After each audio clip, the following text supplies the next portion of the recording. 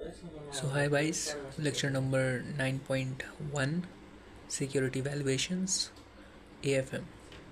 ठीक है, हम लोग आज नया टॉपिक पढ़ेंगे जिसका नाम है बॉन्ड रीफंडिंग। ठीक है, ओके। हम लोग आज बात करने वाले हैं प्रैक्टिकल सिनेरियोस के बारे में।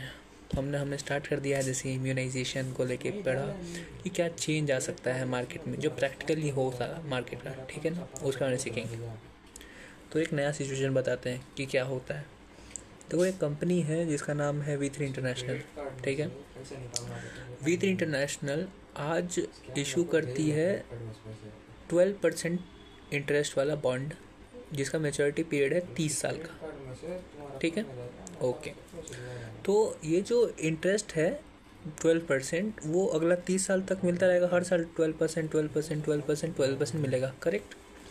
और रिडेम्पशन ईयर जो 30th ईयर है उस टाइम आपको फेस जो रिडेम्पशन अमाउंट है वो मिल जाएगा, करेक्ट। तो कंपनी आज 12% बॉन्ड इसीलिए दी है क्योंकि मार्केट में 12% ही चल रहा है, तो V3 इंटरनेशनल 12% इशू कर दी। आज से 5 साल के बाद क्या पता चल रहा है कि मार्केट में दूसरी कंपनी सब इंटरेस्ट दे रही है 10% का, क्योंकि मार्केट में रिसेशन आया हुआ है, बहुत सारा पॉइंट है जिसकी वजह से इंटरेस्ट रेट जो मार्केट जो दे रही है वो 10% दे रही है। कब? आज से 5 साल के बाद।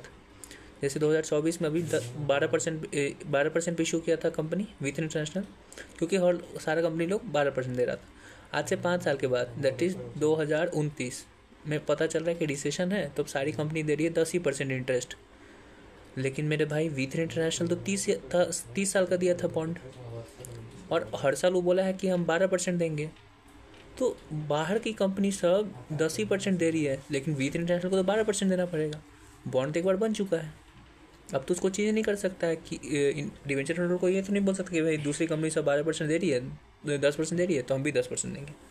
नहीं बोल सकता है, क्योंकि पहले से ही बॉन्ड बन चुका है, डीड हो गया। तब तो V3 इंटरनेशनल को पूरा लग रहा था कि यार हमने क्यों इशू कर दिया 12%, जब मार्केट तो 10% दे रही है।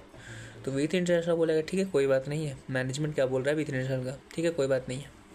हम लोग क्या करते हैं कि जो भी बॉन्ड है ना मार्केट में, हमने जो इशू किया था 5 साल पहले, उसको खरीद लेते हैं वापस डिवेंचर होल्डर से, और फिर से नया बॉन्ड इशू कर देंगे 10% का।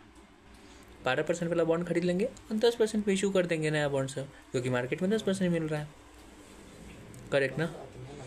यस, वेरी गुड, करेक्ट, वही करेंगे। ठीक है, तो एक बात बताओ, अगर तुम इन्वेस्टर हो और तुम खरीदे 12% बॉन्ड, 5 साल के बाद पता चल रहा है कि दूसरे जो मार्केट में जो बॉन्ड सब हैं वो सब 10% दे रहा है, लेकिन तुम्हारे पास तो 12% वाला बॉन्ड है। अगर तुमको कंपनी वाला बोलेगा भाई तुम 12% वाला हमको वापस बेच दो, क्योंकि हम तुमको 10% वाला बॉन्ड देंगे, तो तुम क्या बेच दोगे 12% वाला बॉन्ड? नहीं बेचोगे ना, गधा तो नहीं हो, तुमको 12% रिटर्न मिल रहा था, क्यों ही तुम वापस बेचोगे 10% लेने के लिए? नहीं बेचोगे ना। तो कंपनी क्या बोलेगी V3 इंटरनेशनल, ठीक है सर हम समझते हैं कि आपको 12% इंटरेस्ट चाहिए, मार्केट आपको 10% दे रहा है, हम ही आपको 12% दे देते हैं, तो आप तो हमको बेचिएगा नहीं, कोई बात नहीं। लेकिन एक बात बताइए, V3 इंटरनेशनल ये बात बोल रहा है इन्वेस्टर को कि सर एक बात बताइए, रिडेम्पशन ईयर में आपको सिर्फ हम फेस वैल्यू देंगे। मान लेते हैं कि एक डिवेंचर का फेस वैल्यू था 1000 रुपया, तो 30 साल जब हो जाएगा तब आपको 1000 फेस वैल्यू देंगे एक बॉन्ड के ऊपर। क्या हो अगर आप हमको अभी अपना डिवेंचर बेच दे वापस, हम आपको 1300 रुपया देंगे, फेस वैल्यू नहीं, आपको 1300 रुपया देंगे। 1000 का डिवेंचर जो आप फेस वैल्यू था, जो रिडेम्पशन अमाउंट था 1000 की जगह आपको देंगे हम 1300 रुपया। तो डिवेंचर होल्डर बोलेगा हाँ ये ठीक है, वैसे भी हमको 30 साल के बाद 1000 रुपये मिलने वाला था, अभी हमको 1300 रुपये मिल जा रहा है, तो क्या प्रॉब्लम है, ये तो अच्छा बात है। तब हम तुमको डिवेंचर बेच देंगे। तो इन्वेस्टर डिवेंचर बेच देगा कंपनी को। Easy, yes easy. तो this is the whole concept किस चीज़ का, बॉन्ड रिफंडिंग का। कि क्या होता है कि कंपनी एक सर्टेन रेट के ऊपर बॉन्ड इशू करती है, कुछ साल के बाद क्या पता चलता है कि मार्केट में जो रेट ऑफ इंटरेस्ट दूसरी कंपनीज दे रही है वो गिर गया है। ठीक है, तो कंपनी बोलेगी कि भाई हम क्यों ज़्यादा इंटरेस्ट रेट वाला इंटरेस्ट दे सबको, हम क्या करेंगे कि लोगों से वापस डिवेंचर खरीद लेंगे, और मार्केट रेट ऑफ इंटरेस्ट पे जो बॉन्ड चल रहा है, जो बॉन्ड सब जो चल रहा है मार्केट रेट पे, उसी रेट पे हम इशू कर देंगे, क्यों एक्स्ट्रा हम सहे। करेक्ट, करेक्ट, ठीक है। एक बात बताओ, इसमें जब इसमें चीज़ जो सीखने के लिए मिला हम लोग को वो था कि जब इन्वेस्टर से हम वापस खरीद रहे हैं बॉन्ड, तो 1000 का बॉन्ड हम 1300 में खरीद रहे हैं, तो ये जो 300 रुपये का जो एक्सेस रुपया हम दे रहे हैं ना, उसको कहते हैं कॉल प्रीमियम। क्या कहते हैं? Call premium. याद करो हम लोग 12th में पढ़े थे कॉल के बारे में, करेक्ट, कि first call, second call, final call, share allotment में, करेक्ट। तो हम लोग कॉल कब करते हैं? जब पैसा लेना होता है, करेक्ट ना। यहाँ पे हम डिवेंचर को कॉल कर रहे हैं और डिवेंचर को कॉल करने के लिए हमको प्रीमियम देना पड़ रहा है, तो that is known as call premium. Okay, okay, easy, very easy. तो कॉल प्रीमियम कैसे निकालोगे? फॉर्मूला क्या है कॉल प्रीमियम निकालने का? जो कॉल प्राइस है माइनस फेस वैल्यू कर दो, पता चल जाएगा कि कॉल प्रीमियम क्या है। फिर अभी हमारा कॉल प्राइस क्या था? 1300 रुपये में हम कॉल कर रहे थे। फेस वैल्यू कितना था? 1000 रुपया। तो कॉल प्रीमियम कितना है? 300 रुपये का। और ये एक शेयर के ऊपर हो, एक डिवेंचर के ऊपर होगा। टोटल कॉल प्रीमियम निकालना है तो जो कॉल प्रीमियम अभी निकाल रहे थे एक डिवेंचर के ऊपर, multiplied by total number of debenture जितना तुम खरीदने वाले हो वापस, आंसर आ जाएगा। Easy easy. एक और तरीका है टोटल कॉल प्रीमियम निकालने का। क्या है तरीका?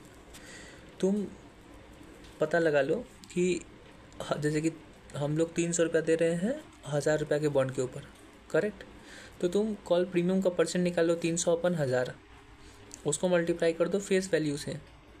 एक जो टोटल ऑफ, जैसे कि हम 1000 रुपये वाला जो बॉन्ड है फेस वैल्यू, ऐसा 10 बॉन्ड हम खरीद रहे हैं तो 10,000 का, तो टोटल कॉल प्रीमियम कितना हुआ? 10,000 इंटू 300 अपन 1000, दैट इज़ 30%, तो 3000 रुपया कॉल प्रीमियम हुआ।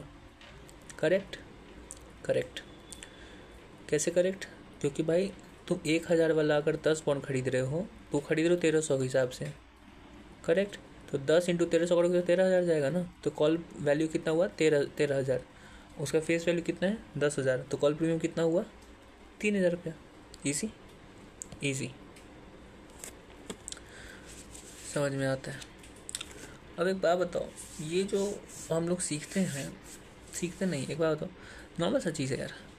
कोई भी कंपनी जब ये चीज़ सोचेगी कि अच्छा हमको बॉन्ड वापस ख़रीदना है क्योंकि बॉन्ड नया इशू करना है, जो नया अभी जो बॉन्ड ख़रीदना है उसको, जो हायर रेट वाला बॉन्ड उसको ख़रीदना है, लोअर रेट वाला बॉन्ड इशू करना है, तो क्या ये नॉर्मल चॉकलेट होगा कि कोई गया उठ के गया और बोला कि हाँ भाई चलो डिवेंचर ख़रीद लेते हैं, मार्केट दे रहा है वो?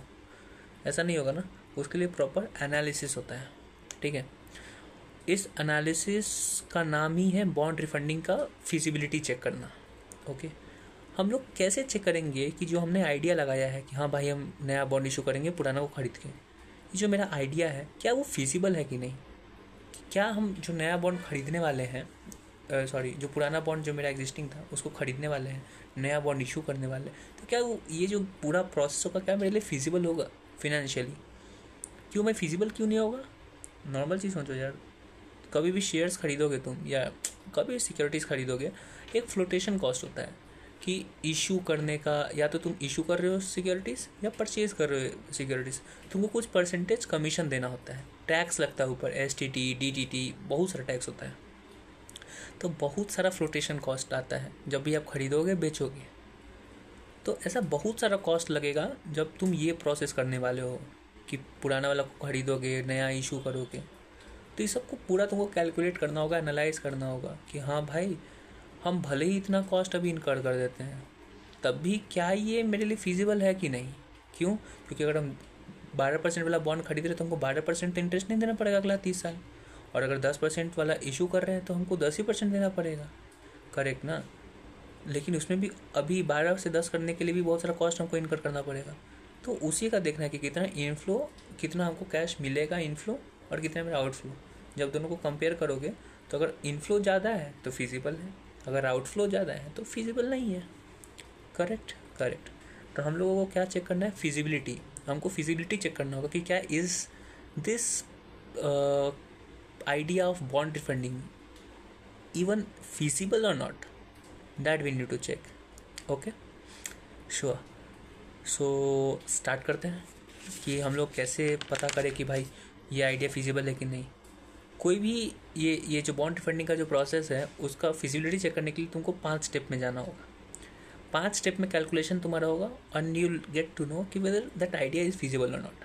Very easy, way more easy. So will start with the process. हम सिर्फ अभी तुमको फॉर्मूला नहीं बताएंगे. I will just tell you कि 5 स्टेप्स है क्या. ठीक है. Very first step is calculate the initial cash outflow. पैसा जो तुम्हारे पास से जाने वाला है पहले तुम वो निकालो.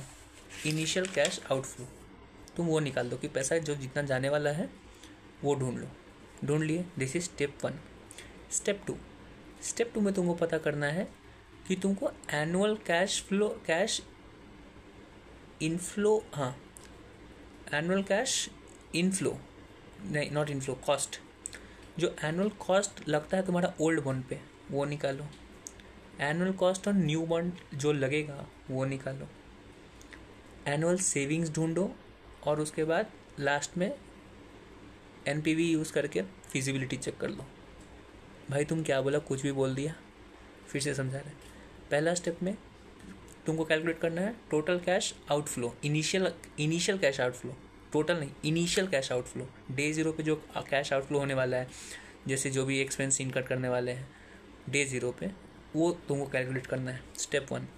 स्टेप 2 और स्टेप 3 में एक टाइप का चीज़ कैलकुलेट करना है, लेकिन 2 तरीके की चीज़ के लिए. एक टाइप का चीज़ क्या है, तुमको एनुअल कॉस्ट ढूंढना है. एनुअल कॉस्ट इसका भी, एनुअल कॉस्ट इसका भी. लेकिन ये जो स्टेप 2 वाला जो एनुअल कॉस्ट है वो एनुअल कॉस्ट है ओल्ड बॉन्ड का. ये स्टेप 3 वाला जो एनुअल कॉस्ट है वो है न्यू बॉन्ड का. तो annual cost of old bond निकालो, annual cost of new bond निकालो. What is annual cost? अगर इस बॉन्ड के ऊपर मेरा टोटल कॉस्ट कितना लगता है एक साल में, हमको वो निकालना है. कैसे निकालेंगे? कोई भी बॉन्ड का कॉस्ट क्या होता है? अरे उसका इंटरेस्ट एक्सपेंसेस वही तो होता है उसका. तो annual cost of old bond, annual cost of new bond निकाल दिए. फिर स्टेप 4 में तुमको ढूंढना होगा, क्या तुमको ढूंढना होगा? Annual savings. एनुअल सेविंग क्या होता है? ओल्ड बॉन्ड पे जितना एक कॉस्ट लग रहा था उसको कंपेयर करो न्यू बॉन्ड के ऊपर कॉस्ट के. अगर न्यू बॉन्ड में कम कॉस्ट है और ओल्ड बॉन्ड में ज़्यादा कॉस्ट था, तो अब ओल्ड बॉन्ड की जगह न्यू बॉन्ड आ रहा था, मेरे पास सेविंग होगा ना. पहले 100 रुपया देना पड़ता था, अब सिर्फ 80 रुपया देना पड़ेगा, क्योंकि 12% से 10% पे आ गया. तो जो भी सेविंग होगा उसको कहेंगे एनुअल सेविंग्स. ईजी. तो 4th स्टेज में हम लोग एनुअल सेविंग सीखेंगे. और 5th स्टेज में तुमको सिर्फ चेक कर लेना है फिजिबिलिटी कि जो भी एनुअल सेविंग हमको होने वाला है, is it good, bad, what. ठीक है, उसको अब बेयर करेंगे.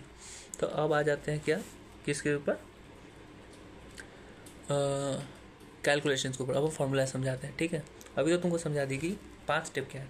पहले कैश आउटफ्लो जितना जाने वाला इनिशियल वो ढूंढ लो.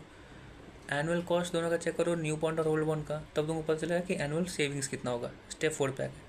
अब तुमको पता है कि इनिशियली कितना कैश आउटफ्लो होने वाला है. स्टेप 4 में तुमको पता चलेगा कि एनुअल सेविंग कितना होने वाला है. ये जो एनुअल सेविंग होने वाला है वो पूरा 30 साल चलेगा. जो भी मेच्योरिटी पीरियड है उतना साल चलेगा. करेक्ट. तो ये तो 30 साल तक तुमको एनुअल सेविंग मिलता रहेगा. सही है ना, क्योंकि ओल्ड बॉन्ड की जगह न्यू बॉन्ड इशू किए हो तो तुमको एनुअल सेविंग कब तक हुआ? जब तक के लिए तुम्हारा नया बॉन्ड है मार्केट में in place of old bond. तो एनुअल सेविंग उतना दिन का है.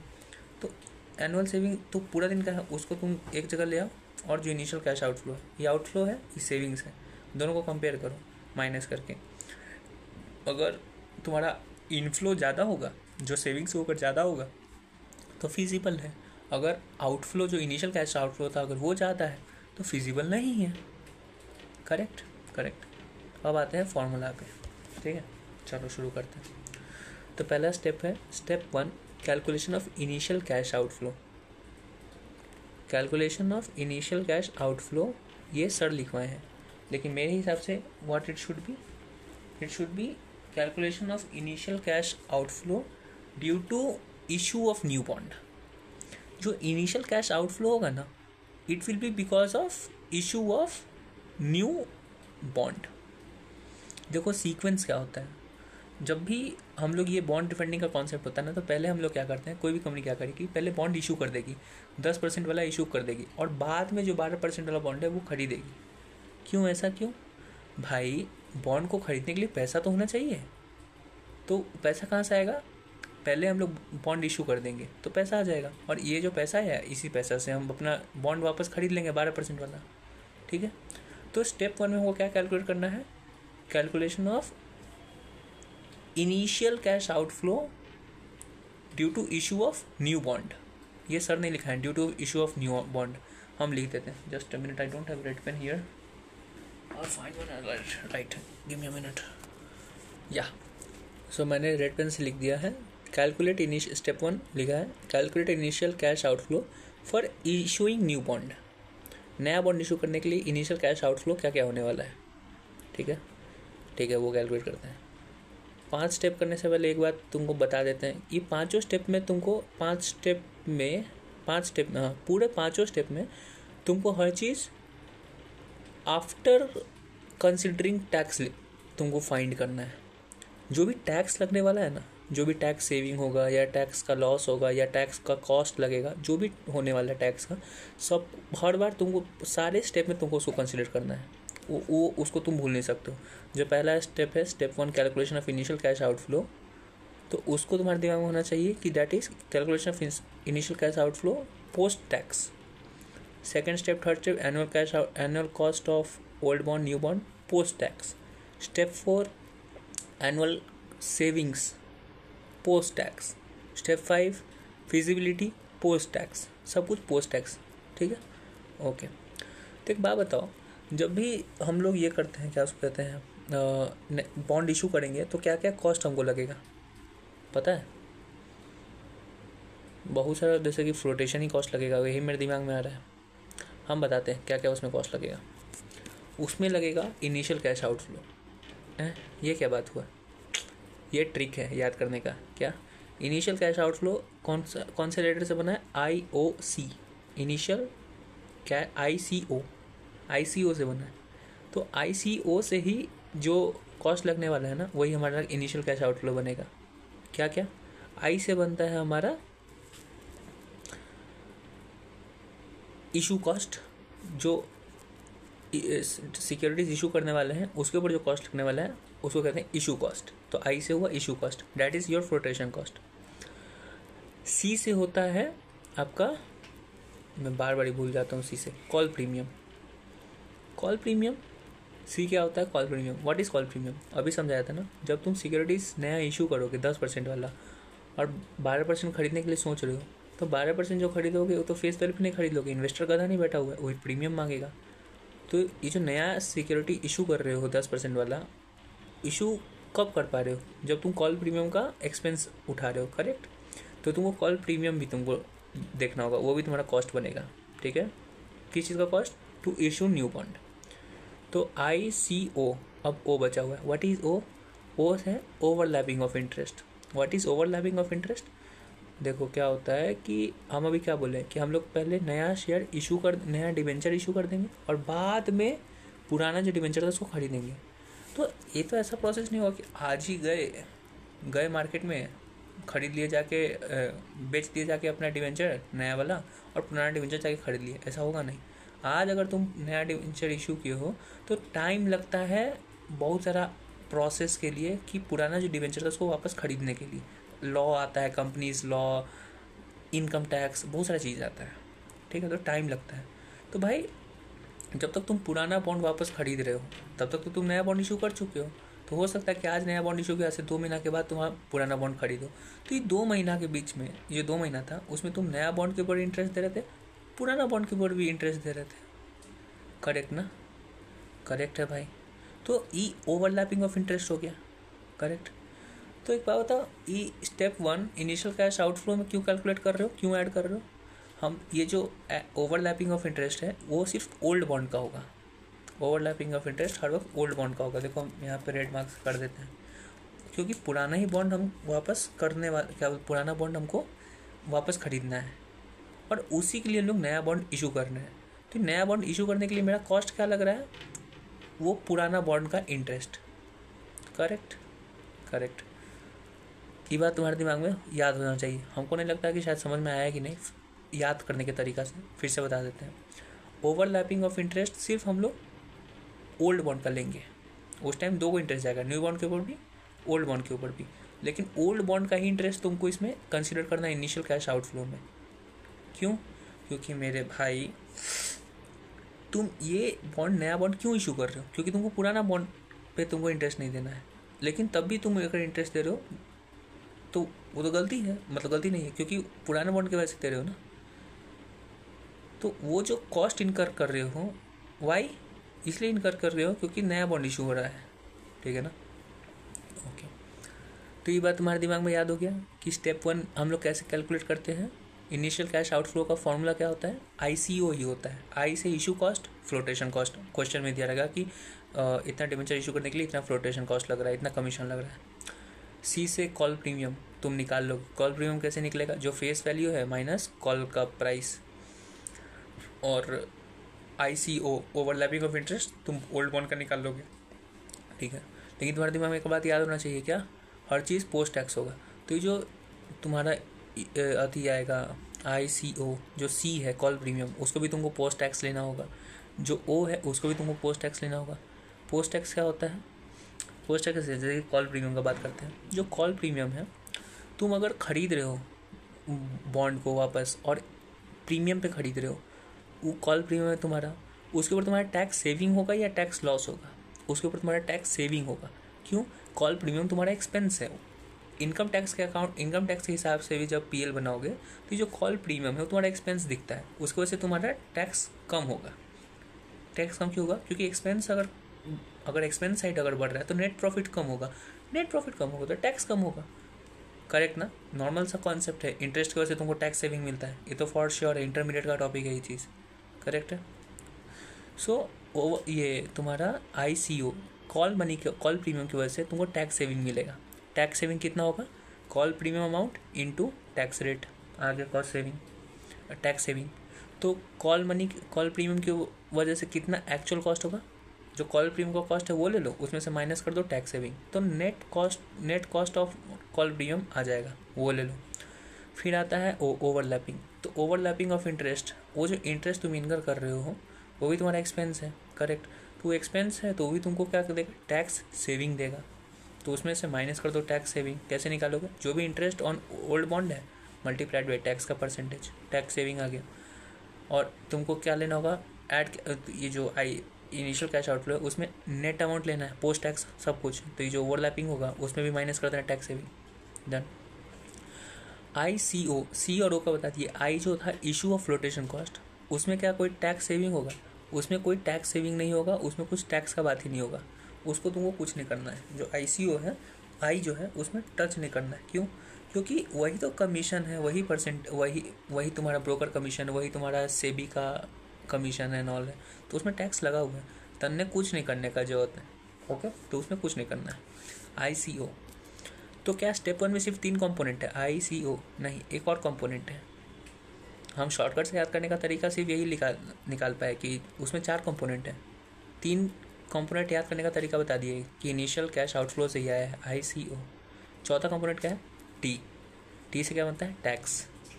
तुमको बोलते हैं हर चीज़ पोस्ट टैक्स होता है, तो तुम्हारे दिमाग में याद रहना चाहिए कि ये तीनों कंपोनेंट में से 2 कंपोनेंट का तो टैक्स सेविंग करना ही है, एक तीसरा कंपोनेंट अलग से ही आया है टैक्स सेविंग के लिए, ठीक है। वो कंपोनेंट क्या है, उस कंपोनेंट का नाम है tax saving lost on unamortized discount and flotation cost of old bond. क्या बोला, tax saving on unamortized discount and flotation cost of old bond. ये क्या है, अनअमोर्टाइज्ड डिस्काउंट याद है तुमको, अनअमोर्टाइज्ड याद है वर्ड, अनअमोर्टाइज्ड क्या होता है। यहाँ पे 2 बात बोला हुआ है, एक है unamortized discount and unamortized flotation cost. एक लाइन में लिखा हुआ है tax saving on unamortized discount and flotation cost. तो जो अनअमोर्टाइजेशन है वो डिस्काउंट का भी है, फ्लोटेशन कॉस्ट का भी है, तो 2 कंपोनेंट है। अनअमोर्टाइज्ड क्या होता है बताते हैं, सुनो।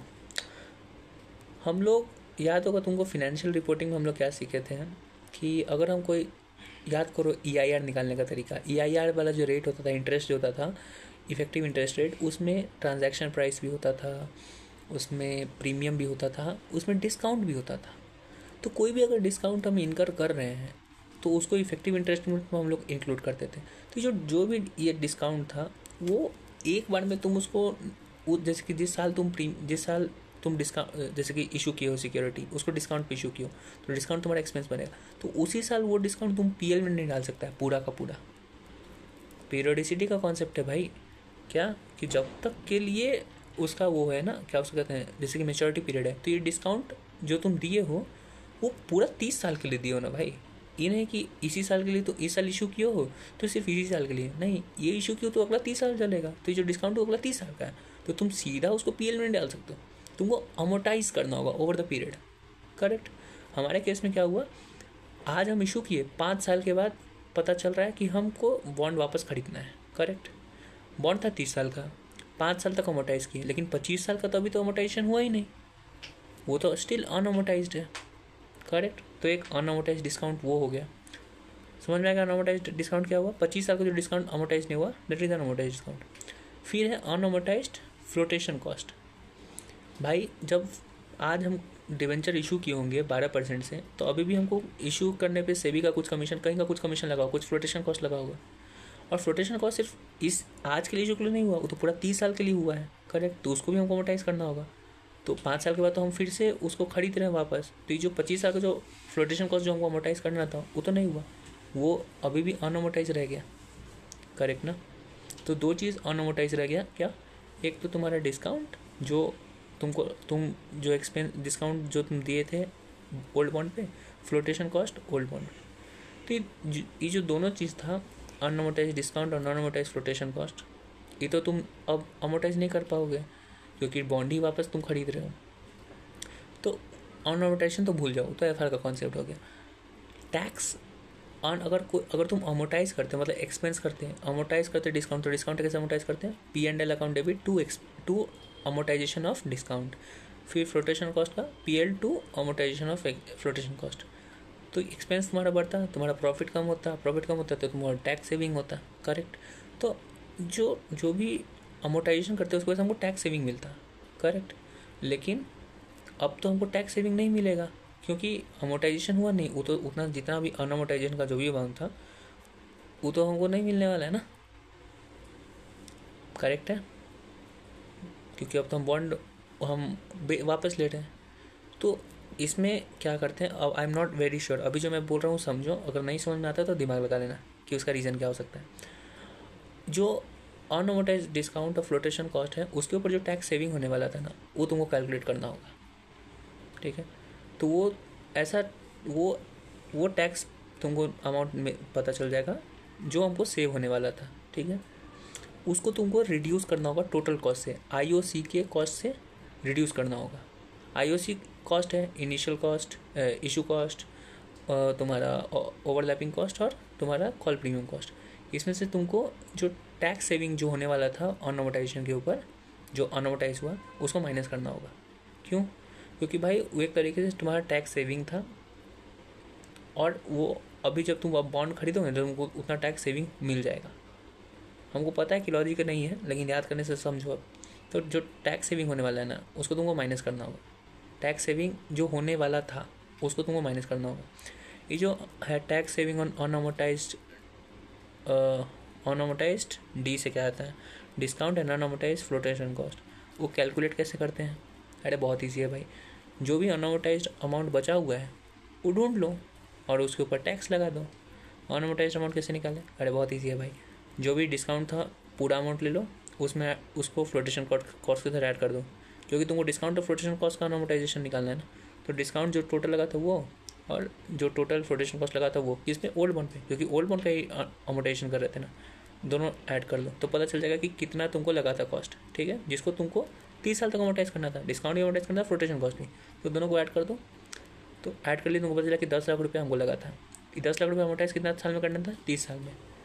तो 10 लाख डिवाइड बाई 30 ईयर्स, तो 1 साल का निकल गया। करेक्ट।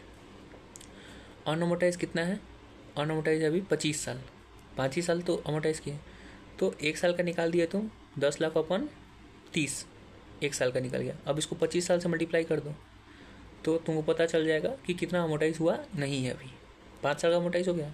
अभी तुम कैलकुलेट करोगे total cost divided by majority into remaining life, तो तुमको पता चल जाएगा कि अभी तक अनअमोटाइज कितना अमाउंट है, कितना अमाउंट अमोटाइज नहीं हुआ है, तुमको वो पता चल जाएगा। तो जो इतना अमाउंट अमोटाइज नहीं हुआ है वही तो अनअमोटाइज अमाउंट है। तुमको उसके ऊपर निकालना है टैक्स सेविंग। तो जो भी अनअमोटाइज अमाउंट है उसको टैक्स रेट से मल्टीप्लाई कर दो, तुमको पता चल जाएगा कि टैक्स सेविंग कितना होने वाला था, तुम्हारा आंसर आ जाएगा। Easy easy. तो जो स्टेप 1 है इनिशियल कैश आउटफ्लो, वो कैसे निकलेगा?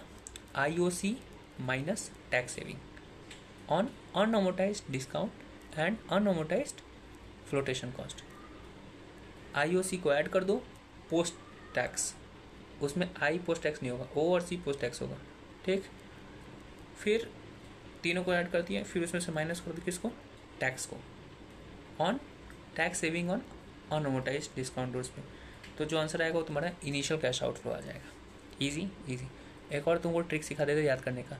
हम बोले थे कि स्टेप 1 IOC से ही बनता है, ठीक है, और सब कुछ पोस्ट टैक्स होगा, लेकिन O और C तो पोस्ट टैक्स कर दिया, I तो नहीं था, तो I के लिए तुमको लास्ट में टैक्स सेविंग का बात आ गया, ठीक है। अब रिलेट मत करना कि भाई इनिशियल कैश में तो हम लोग टैक्स नहीं कर रहे हैं, सिर्फ याद करने के लिए बोल रहे हैं कि तुमको उससे याद रहेगा, क्योंकि I का तुम नहीं करोगे, इशू कॉस्ट में नहीं आता है, तो उसके लिए अलग से बनेगा। डन, स्टेप 1 ईजी बन गया। अब बात करते हैं स्टेप 2 का। स्टेप 2 और 3 किसका बात करता था? Annual cost of old bond and new bond. Step 2 बात करता है annual cost of old bond, ठीक है। दोनों स्टेप एनुअल का बात कर रहा है, तुम्हारे दिमाग में क्लियर होना चाहिए। एनुअल तुमको सिर्फ 1 साल का निकालना है, एनुअल 1 साल का कॉस्ट निकालना है, पूरा साल का कैलकुलेट। जैसे कि 30 साल तक का था तो 30 साल तक जो भी डिवेंचर के ऊपर कॉस्ट मिलेगा वो सब नहीं देखना, सिर्फ एनुअल निकालना है 1 साल का, ठीक है। ओके, तो एनुअल पहले एनुअल कॉस्ट निकालते हैं पहले किसका? ओल्ड बॉन्ड का। ओल्ड बॉन्ड के ऊपर क्या क्या एनुअल कॉस्ट हो सकता है? इंटरेस्ट, और क्या होगा? टैक्स सेविंग है? नहीं, एक ही 2 चीज़ होगा, इंटरेस्ट और टैक्स सेविंग। तो नहीं क्यों बोला था? बता रहे तुमको। एक बात क्या बोले थे कि हर चीज़ जो 5 स्टेप है सब में पोस्ट टैक्स करना है। जो इंटरेस्ट का कॉस्ट लगने वाला था उसकी वजह से हमको टैक्स सेविंग भी होता, तो इंटरेस्ट की वजह से कितना हमको नेट कॉस्ट पड़ता? जो भी इंटरेस्ट कॉस्ट है माइनस जो टैक्स सेविंग होने वाला था उस इंटरेस्ट के ऊपर, वो हमें नेट कॉस्ट लगने वाला है, करेक्ट। तो वो नेट कॉस्ट वो हो गया इंटरेस्ट के नाम पे, ईजी। और हमको ये जो इंटरेस्ट लेना है सिर्फ 1 साल का लेना है, एनुअल निकालना है, प्लीज़ दिमाग में रखना, ठीक है। तो स्टेप 2 जो एनुअल कॉस्ट है बस हो गया, एक ही पॉइंट में नहीं, इसमें 2 पॉइंट है। स्टेप 1 था उसमें 4 पॉइंट है, स्टेप 2 और 3 में सिर्फ 2 पॉइंट है, 2 पॉइंट है, ठीक है। तो स्टेप 2 का पहला पॉइंट तुमको बता दिए कि इंटरेस्ट कॉस्ट पोस्ट टैक्स। दूसरा पॉइंट क्या है? Tax saving. टैक्स सेविंग अभी तो तुम निकालना है इंटरेस्ट के ऊपर टैक्स सेविंग, फिर से क्यों निकालना है मेरे भाई? ये टैक्स सेविंग किस चीज़ का है? डिस्काउंट एंड इस पे है, क्या उसको कहते हैं? Flotation cost. तो तुम अभी तो निकाला था स्टेप 1 में, नहीं तुमको स्टेप 2 में फिर से निकालना है, ठीक है। स्टेप 2 में तुमको क्या निकालना है? स्टेप 2 में तुमको 2 चीज़ निकालना है, एक तो इंटरेस्ट कॉस्ट पोस्ट टैक्स, दूसरा tax saving. Tax saving on what? Tax saving on discount and flotation cost. तो डिस्काउंट एंड फ्लोटेशन कॉस्ट का टैक्स सेविंग निकालने का तुमको तरीका सिखाए थे क्या? कि जो टोटल कॉस्ट लगा discount plus flotation divided by total life into remaining life bracket multiplied by tax rate, तो निकल जाता था कि अनअमोर्टाइज्ड टैक्स सेविंग कितना होने वाला है, वो पता चल जाता था। लेकिन स्टेप 2 और 3 में हमको एनुअल निकालना है, तो तुमको कोई फ़र्क नहीं पड़ता कि रिमेनिंग लाइफ कितना है, तुमको सिर्फ देखना था कि 1 साल में अनअमोर्टाइज, 1 साल में ये जो डिस्काउंट और फ्लोटेशन कॉस्ट को अमोर्टाइज करने की वजह से कितना टैक्स सेविंग होता है, तुमको वो निकालना है। किसमें? स्टेप 2 में। तो तुम क्या करोगे? सीधा total cost divided by total life multiplied by tax rate कर दोगे। टोटल कॉस्ट अपन टोटल लाइफ करोगे तो 1 साल का कॉस्ट निकल गया, उसके ऊपर तुम टैक्स रेट लगा दो, तो 1 साल में जो भी टैक्स सेविंग होने वाला था due to discount and flotation वो निकल जाएगा। और एक ही साल क्यों बोल रहे हो भाई? इसलिए बोल रहे हो क्योंकि स्टेप 2 और स्टेप 3 एनुअल का बात करता है, 1 साल का बात करता है, ठीक है। तो स्टेप 2 में क्या है? 2 component, interest cost post tax, tax saving due to discount and flotation cost. जो interest cost net interest cost है वो ले लो और इससे माइनस कर दो टैक्स सेविंग। टैक्स सेविंग है ना, इंटरेस्ट कॉस्ट है, टैक्स सेविंग है, टैक्स सेविंग को माइनस कर दो, तुम्हारा आंसर आ जाएगा। जब भी हम लोग स्टेप 1 का बात करें जिसमें IOCT में जो टी है टी माइनस हो रहा था, सेकेंड स्टेप में भी जो टी है जो टैक्स सेविंग है वो माइनस होगा, स्टेप 3 में भी जो टैक्स सेविंग आएगा वो भी माइनस होगा। जहाँ पे भी ये जो टी अलग से आ रहा है ना वो माइनस होगा, ठीक है, क्योंकि वो टैक्स सेविंग है और सब कॉस्ट है। IOC कॉस्ट है, टी क्या था? टैक्स सेविंग स्टेप 1 का, वही सेकेंड स्टेप का भी टी सेविंग है तो माइनस होगा, ठीक है, इजी। अब बात करते हैं स्टेप 3 का। स्टेप 3 क्या है? Calculation of annual cost of new bond. तो जैसे ओल्ड बॉन्ड का निकालते हैं वैसे न्यू बॉन्ड का निकाल देंगे। करेक्ट, जैसे ओल्ड बॉन्ड का निकालता है वैसे न्यू बॉन्ड का निकाल लो। जो भी इंटरेस्ट कॉस्ट 1 साल का लगने वाला है न्यू बॉन्ड के ऊपर वो ले लो, पोस्ट टैक्स, उसमें टैक्स सेविंग जो इंटरेस्ट के ऊपर होगा तो नेट इंटरेस्ट कॉस्ट ले लो, नेट इंटरेस्ट कॉस्ट। फिर जो टैक्स सेविंग होने वाला है ऑन डिस्काउंट और flotation cost on this new bond वो निकाल दो 1 साल के लिए। तो जो नया बॉन्ड इशू करते तो डिस्काउंट पे इशू नहीं करोगे, तुम तो कॉल प्रीमियम पे इशू कर रहे हो ना, तो उसमें कोई डिस्काउंट तो आया ही नहीं, तो भूल जाओ। लेकिन फ्लोटेशन कॉस्ट होगा, तो जो भी फ्लोटेशन कॉस्ट होगा total flotation cost divided by total life into tax, क्योंकि 1 साल का निकालना है, कर दो, उसको माइनस कर दो क्योंकि टैक्स सेविंग है, ये माइनस कर दिए, आंसर आ गया स्टेप 3। स्टेप 1 में इनिशियल कैश आउटफ्लो आ गया। स्टेप 2 में तुमको annual cost of old bond, step 3 में annual cost of new bond. Step 4 में तुमको सिर्फ ये दोनों में कंपेयर करना है, स्टेप 2 और स्टेप 3 में, कि न्यू बॉन्ड इशू करने से कितना तुमको एनुअल कॉस्ट में सेविंग हो रहा है। तो कैसे निकालोगे? जो स्टेप 2 में आंसर आया एनुअल कॉस्ट उसको कंपेयर करो स्टेप 3 के साथ, ठीक है, हो गया।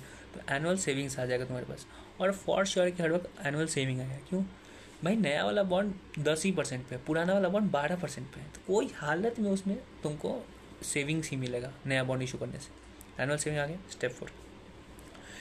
स्टेप 5, ये जो एनुअल सेविंग है वो 1 साल का एनुअल सेविंग निकाले है जो स्टेप 4 में निकाले थे। Correct correct. हम बोलते हैं स्टेप 5 है फिजिबिलिटी चेक करना, लास्ट जो इम्पोर्टेंट स्टेप है कि क्या आइडिया फिजिबल है नहीं है वो चेक करना था। करेक्ट ना? करेक्ट। तो उसी के बारे में ही बोला ये स्टेप 5 है कि हम लोग कैसे चेक करते हैं। बहुत ईजी है भाई, कोई भी चीज़ को अगर कंपेयर करना है तो बस चेक कर लो कैश आउटफ्लो कितना है, इनफ्लो कितना है। अगर इनफ्लो ज़्यादा है तो अच्छा बात है। Correct.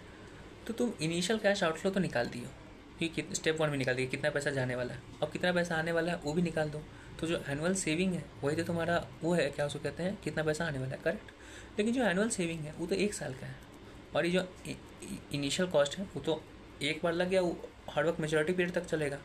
Correct correct. Initial cost जो लगा वो अमोर्टाइज भले ही होगा पूरा मेच्योरिटी पीरियड तक। करेक्ट। ये एनुअल सेविंग है वो आज का है, ये भी एनुअल सेविंग हमको 30 साल तक मिलेगा। Easy easy. तो हमको जब कंपेयर करना है तो दोनों को प्रेजेंट वैल्यू पे लाएंगे तभी तो हम कंपेयर कर पाएंगे, या फ्यूचर वैल्यू पे ले जाओ सीधा 30 साल पे। तो हम क्या कर सकते हैं, प्रेजेंट वैल्यू पे लाते हैं। कैश आउटफ्लो का प्रेजेंट वैल्यू पहले से मेरे पास है क्योंकि इनिशियल कैश आउटफ्लो है स्टेप 1, वो इनिशियल कैश आउटफ्लो है। अब हमको निकालना है जो भी कैश इनफ्लो है, जो एनुअल सेविंग है, इनफ्लो तो कुछ नहीं है, सेविंग्स है, जो भी सेविंग है उसका प्रेजेंट वैल्यू निकाल दो। कैसे निकालोगे? तुम्हारे पास स्टेप 4 में एनुअल सेविंग है, वो सिर्फ 1 साल का सेविंग है, तुमको पूरा लाइफ में जो भी सेविंग होने वाला है उसका प्रेजेंट वैल्यू, वो कैसे निकालोगे? बहुत ईजी है भाई। अगर सेम कैश फ्लो हर वक्त आने वाला है, परपेचुअल नहीं, फॉर अ कांस्टेंट टाइम, तो उसका प्रेजेंट वैल्यू कैसे निकालोगे? जैसे कि 100 रुपये आज मिलेगा, कल परसों 1 साल 2 साल 3 साल 4 साल, हर साल तुमको 100 रुपये मिलने वाला है। तो ये 100 रुपये जो मिलने वाला है उसका प्रेजेंट वैल्यू क्या होगा? इसलिए हम लोग यूज़ करते हैं present value annuity factor. Correct. जैसे कि 10% फॉर 5 ईयर्स, उसका PVF कितना होता है? पहला साल का 909, दूसरा साल का 826, तीसरा साल का 721। लेकिन 3 साल का PVF क्या होगा? 909 प्लस 821 प्लस 826 प्लस 721, तीनों को जब ऐड कर दोगे तो 3 साल का तुम्हारे पास आ जाएगा क्या? Present value annuity factor. कि 100 रुपया इंटू PVF करोगे तो 3 साल के बाद जो कैश फ्लो, 3 साल का जो कैश फ्लो है वो प्रेजेंट वैल्यू पे आ जाएगा। तो जो एनुअल सेविंग है ना स्टेप 4 को, उसको मल्टीप्लाई कर दो PVF से, और PVF कौन सा रेट होगा? वो डिस्काउंटिंग रेट होगा जो क्वेश्चन में तुमको दिया हुआ रहेगा, और वो भी आफ्टर टैक्स होगा कोई हालत में। ठीक है, वो KD खुद तुमको बुक में दिया होगा, हर चीज़ तुमको बोले ना कि हाँ, तुमको बोले स्टेप 5 में भी, स्टेप 4 में भी पोस्ट टैक्स होगा, स्टेप 5 में भी पोस्ट टैक्स होगा। स्टेप 5 में पोस्ट टैक्स कैसे हुआ? अभी तो तुम कंपेयर कर रहे थे इनिशियल कैश आउटफ्लो और present value of cash inflow. तो जो प्रेजेंट वैल्यू वो कहाँ से लाओगे? उसके लिए KD चाहिए, और KD क्या बोले? पोस्ट टैक्स लगेगा। तो तुम्हारे दिमाग में रहना चाहिए कि KD भी पोस्ट टैक्स लगेगा। स्टेप 4 ही एक ऐसा स्टेप है जहाँ पे तुमको टैक्स टच करने का जरूरत नहीं। क्यों भाई? सब कुछ उसमें पहले से घुसा हुआ है। Annual cost on new bond और ओल्ड बॉन्ड दोनों में टैक्स यूज़ किया हुआ है, तो 4 में नहीं करने की जरूरत है, लेकिन 5 में तुमको करना है क्योंकि जो KD आएगा वो पोस्ट टैक्स आएगा। ठीक है, क्वेश्चन खुद बोलेगा। अगर क्वेश्चन नहीं बोल रहा है तुमको केडी के बारे में, तो जो भी इंटरेस्ट देखो इन नोट है, अभी बोल दे रहे हैं। अगर क्वेश्चन तुमको नहीं बोल रहा है कि केडी कितना है, तुम्हारा डिस्काउंटिंग फैक्टर कितना है, तो केडी कैसे निकालोगे? जो भी कूपन रेट है ना, उसको पोस्ट टैक्स कर देना। जैसे अगर 10% कूपन रेट है तो और 30% टैक्स रेट है, तो तुम्हारा जो रिक्वायर्ड रिटर्न होगा वो होगा 10 into 0.7, that is 10 into 1 minus 0.3 post tax. 7% तुम्हारा हो जाएगा क्या? केडी। ठीक है, तो अभी हम क्या बात कर रहे थे कि जो भी एनुअल सेविंग्स है उसका प्रेजेंट वैल्यू कैसे निकाले, जो अगला 30 साल तक आने वाला एनुअल सेविंग, उसका प्रेजेंट वैल्यू कैसे निकाले। जो एनुअल सेविंग निकला है स्टेप 4 में, उसको PVAF@KD जो पोस्ट टैक्स है फॉर द मेच्योरिटी पीरियड, उससे मल्टीप्लाई करो, तुम्हारा आंसर आ जाएगा। ठीक है, तो तुम्हारे पास present value of annual saving आ गया, present value of cash outflow that is initial cash outflow वो भी आया हुआ है। दोनों को कंपेयर करो, तो ये जो कंपेयर करोगे दोनों को प्रेजेंट वैल्यू को, इसको कहते हैं NPV, नेट प्रेजेंट वैल्यू। याद करो हम लोग पहले इंटरमीडिएट में करते थे, नेट प्रेजेंट वैल्यू निकालो। अगर NPV तुम्हारा प्लस में है तो फिजिबल है, माइनस में है नॉट फिजिबल है। ईजी 5 स्टेप करने से तुम समझ में आ गया कि क्या हमको ये बॉन्ड रिफंडिंग करना है या नहीं करना है। क्या है 5 स्टेप? पहले इनिशियल कैश आउटफ्लो ढूंढो, 2 स्टेप करो जिससे तुमको एनुअल सेविंग समझ में आए। तो कैश आउटफ्लो, इनिशियल आउटफ्लो और इनफ्लो दोनों तुमको मिल जाएगा। तभी स्टेप नंबर 5 पे दोनों को प्रेजेंट वैल्यू पे लाके कंपेयर कर लो, तो पता चल जाएगा फिजिबल है कि नहीं। कितना ईजी है ना 5 स्टेप। आउटफ्लो देखो, इनफ्लो ढूंढ लो दैट इज सेविंग, लास्ट में कंपेयर कर लो। इस इनफ्लो को ढूंढने के लिए तुमको 2 चीज़ ढूंढना होगा, न्यू बॉन्ड और ओल्ड बॉन्ड के ऊपर जो कॉस्ट लग रहा है, दोनों कंपेयर करने में सेविंग आ गया, आंसर बन गया तुम्हारा। Easy easy. ठीक, डन डन डन। अब इसके ऊपर है क्वेश्चन नंबर 50। ठीक है, वो बताते हैं।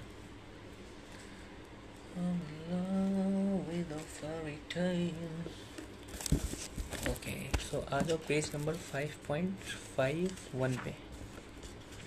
Just a minute.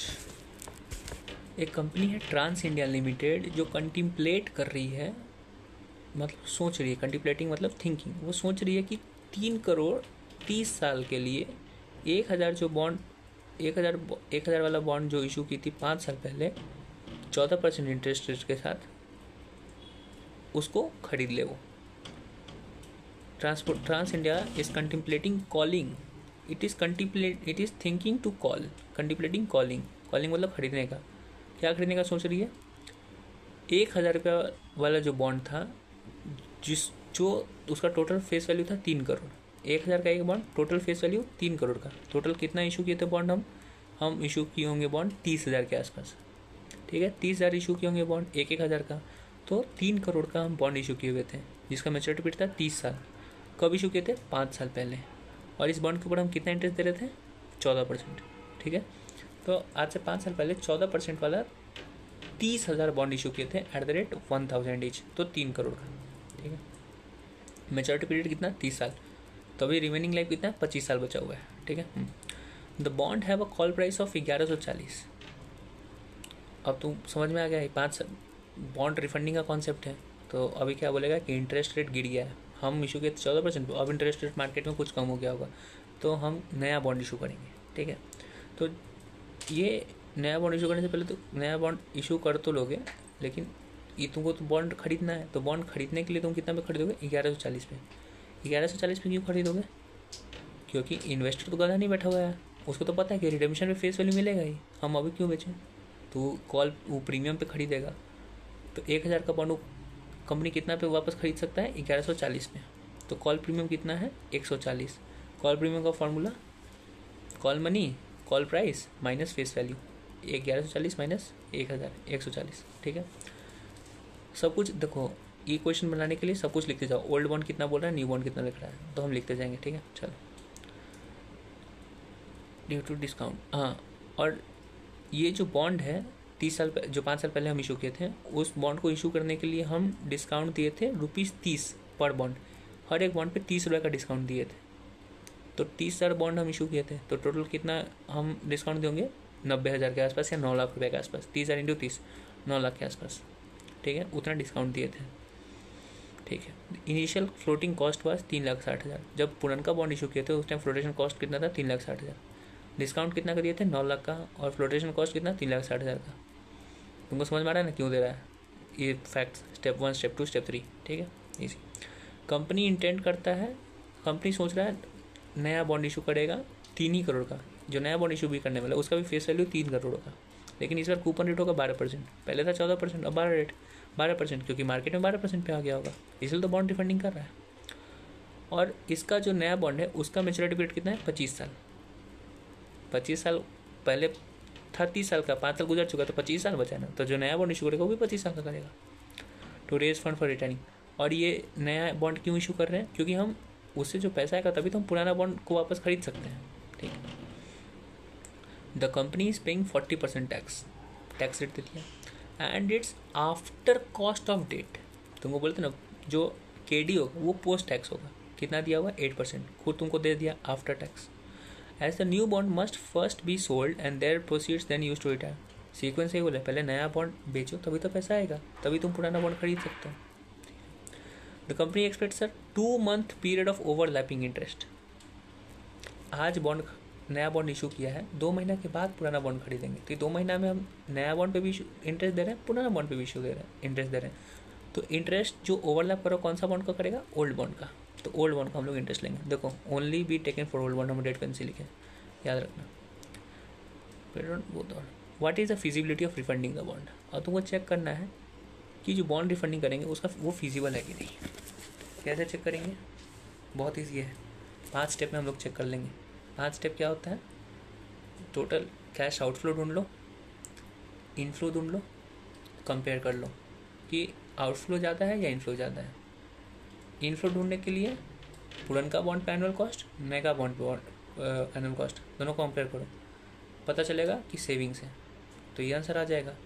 ये पहले से पता है, ये ढूंढ लिए, ये दोनों को यूज़ करके, बस ये क्या बन गया। अगर ये तुम्हारा जब इनफ्लो आउटफ्लो इसको और इसको चेक करोगे तो अगर पॉजिटिव है तो अच्छा है, फिजिबल है, नहीं है नहीं अच्छा है। इजी। तो 5 स्टेप। पहला स्टेप क्या बोलता है? पहला स्टेप बोलता है इनिशियल कैश आउटफ्लो ढूंढना। तो कैसे ढूंढते हैं? नाम में पता है, ICO यूज़ करो। ICO क्या होता है? आई है issue cost, that is flotation cost, post tax. पूरा 5 स्टेप में सिर्फ चौथा स्टेप में पोस्ट टैक्स नहीं है, बाकी सब पोस्ट टैक्स। ठीक है, पहला स्टेप सब कुछ पोस्ट टैक्स।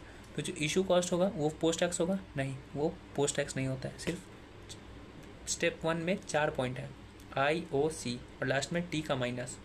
आई में टैक्स नहीं लगता है इसलिए तो T आया है, और O और C में टैक्स लगता है। O क्या है? Overlapping interest.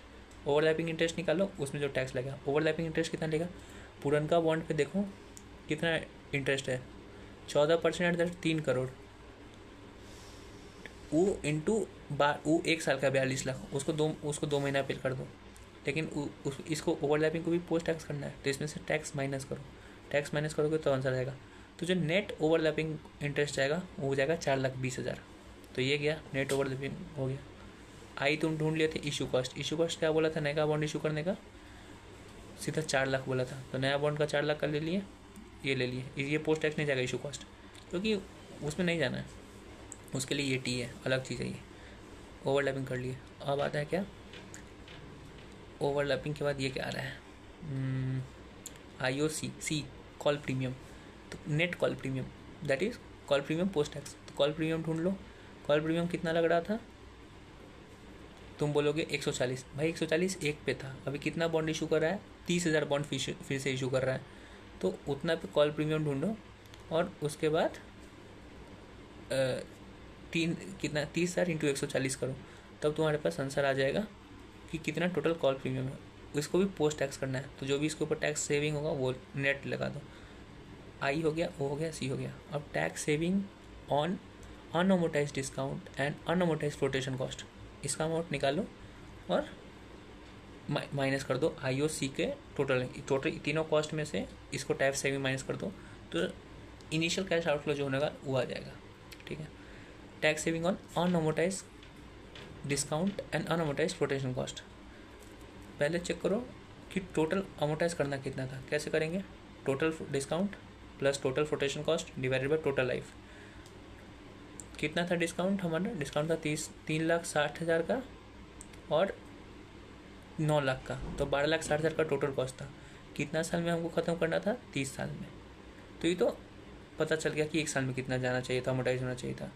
अनअमोटाइज कितना है? 25 साल। तो ये 1 साल इंटू 25 साल कर दो, तो 25 साल का अनअमोटाइज अमाउंट होगा कि कितना अनअमोटाइज हुआ है। अनअमोटाइज अभी तक अमोटाइज नहीं हुआ है, वो आ गया। लेकिन हमको अनअमोटाइज डिस्काउंट से मतलब नहीं, हमको मतलब कि उसके ऊपर टैक्स सेविंग कितना होने वाला था। तो इंटू टैक्स रेट कर दो, तो पता चल जाएगा कि टैक्स सेविंग कितना होने वाला था। जो अमाउंट है उसको माइनस कर दो IUC के अमाउंट से, तीनों कॉस्ट के अमाउंट से टैक्स सेविंग माइनस कर दो, तो नेट इनिशियल कैश आउटफ्लो जो आने वाला था वो आ जाएगा। आ गया 29,20,000। Easy easy. स्टेप 1 हो गया। अब हमको स्टेप 1 हो गया है। अब हमको ढूंढना होगा ये टैक्स सेविंग, ये एनुअल सेविंग ढूंढना है जो इनफ्लो है। लेकिन इनफ्लो ढूंढने के लिए तुमको चेक करना होगा, इनफ्लो तो कुछ है नहीं, तो तुमको सेविंग्स को इनफ्लो लेना है। अब सेविंग कैसे कैलकुलेट करें? ईजी है। जो पुरनका बॉन्ड पे लग रहा था और नए का बॉन्ड पे जो लग रहा है, नया बॉन्ड पे कम लग रहा है, तो वही तुमको चेक करना होगा सेविंग कितना है। तो इस सेविंग चेक करने के लिए तुमको क्या करना होगा? Annual cost on old bond, annual cost on new bond. Annual cost सिर्फ 1 साल का कॉस्ट लेना है, ठीक है। स्टेप 1 में 4 पॉइंट है, स्टेप 2 और 3 में कितना पॉइंट है? 2 पॉइंट है, ठीक है। तो क्या पॉइंट है? 2 को। पहला जो कॉस्ट लगता है कोई भी बॉन्ड के ऊपर, इंटरेस्ट कॉस्ट, ये भी पोस्ट टैक्स होगा। पाँचों स्टेप में से 4 स्टेप में पोस्ट टैक्स लेना है, स्टेप 4 को छोड़ के। तो ये जो स्टेप 2 जो है annual cost of old bond, वो भी उसमें जो पहला पॉइंट है इंटरेस्ट कॉस्ट का, वो भी पोस्ट टैक्स आएगा। इंटरेस्ट कॉस्ट कितना साल का होगा? 1 साल का, क्योंकि एनुअल निकालना है। तो 1 साल का तुम निकाल दिए, देखो पर ईयर रेट पेंसिल लिखे, उसमें टैक्स सेविंग माइनस कर दो, तुम्हारे पास आ जाएगा net interest cost. Interest cost में से टैक्स सेविंग माइनस करना on discount and flotation cost on old bond, क्योंकि ओल्ड बॉन्ड का बात कर रहे हैं। स्टेप 2 जो है ओल्ड बॉन्ड का है, तो वैसे निकाल दो। लेकिन ये जो होगा पर ईयर होगा, 1 साल का। स्टेप 1 में हम लोग निकाले थे रिमेनिंग लाइफ का, अनअमोटाइज्ड का। यहाँ अनअमोटाइज्ड का बात नहीं है, देखो अनअमोटाइज्ड लिखा हुआ है कहीं पे? नहीं लिखा हुआ है ना। तो ये सिर्फ 1 साल का जो हम टैक्स सेविंग होता ड्यू टू अमोटाइजेशन, वो निकालना होगा। कैसे निकालेंगे? Total cost by total life. तो 1 साल का निकल गया, 1 साल का निकल गया। उसको अनअमोटाइज कितना है उसका मतलब नहीं है ना, टोटल कितना साल का, 1 साल का निकल गया। इसके ऊपर कितना टैक्स सेविंग होता, टैक्स मल्टीप्लाई कर देंगे, आंसर आ जाएगा। तो नेट इंटरेस्ट कॉस्ट निकाल दिए, interest cost minus tax saving 1 साल का ऑन ओल्ड बॉन्ड, वो निकाल दिए। नेट इंटरेस्ट कॉस्ट, इसमें से माइनस कर दो टैक्स सेविंग, तो तुमको पता चल जाएगा annual cost of old bond. ऐसी annual cost of new bond निकाल दो। अब दोनों को जब कंपेयर करोगे स्टेप 4 में, ये वाला स्टेप में, तो पता चल जाएगा कि तुमको एनुअल सेविंग कितना होने वाला है। स्टेप 4 में एनुअल सेविंग आ गया, कैश आउट तुमको आउटफ्लो पता चल गया, एनुअल सेविंग पता चल गया। अब दोनों को कंपेयर कर दो, ईजी ईजी। कौन से स्टेप में कंपेयर होता है? स्टेप 5 में, फिजिबिलिटी में। लेकिन स्टेप 5 फिजिबिलिटी चेक करने के लिए दोनों को एक लेवल का होना चाहिए।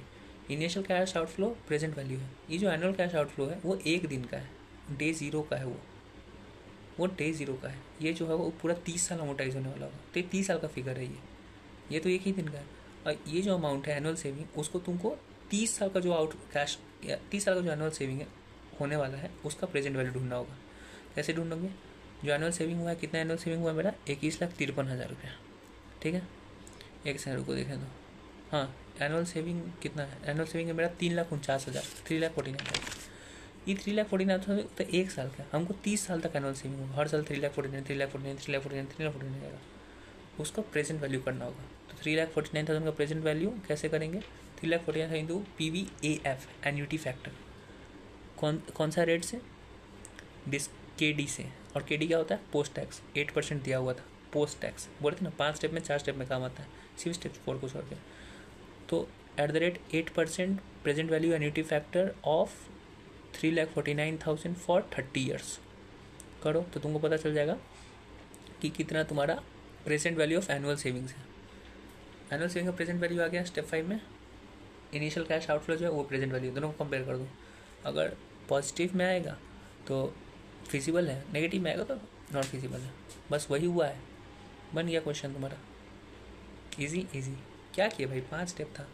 कैश आउटफ्लो ढूंढे, सेविंग्स ढूंढे, कंपेयर कर लिए। कंपेयर करने के लिए हमको दोनों प्रेजेंट वैल्यू भी ढूंढना था। स्टेप 1 प्रेजेंट वैल्यू पे था, स्टेप 4 वाला जो था एनुअल सेविंग प्रेजेंट वैल्यू पे नहीं था, उसको प्रेजेंट वैल्यू पे बना दिए PVAF से, बन गया। Easy easy. क्वेश्चन नंबर 51, वो भी इजी है, सेम है, और ये हद से ज़्यादा ईजी है। 50 तो हार्ड था, 51 बहुत ईजी है। सब कुछ दिया हुआ है, हम बना दिए हैं। इसमें सिर्फ एक चीज़ नहीं दिया हुआ है, वो है KD, डिस्काउंटिंग फैक्टर नहीं दिया हुआ है। स्टार्टिंग में को लगा भाई डिस्काउंटिंग फैक्टर नहीं दिया, अब हम आंसर कैसे बनाए, लेकिन एक बात भूल गए थे, जो नोट अभी हम तुमको बताए हैं। अगर क्वेश्चन में तुमको नहीं बोला है कि डिस्काउंटिंग फैक्टर क्या है, तो कैसे निकालोगे? जो ओल्ड कूपन रेट है ना, उसको पोस्ट टैक्स कर दो, तुम्हारे पास आ जाएगा KD। वही बनाया हुआ है। Done done. Lecture number 9 complete. अब अगला लेक्चर में लेक्चर 10 स्टार्ट करेंगे। Thank you.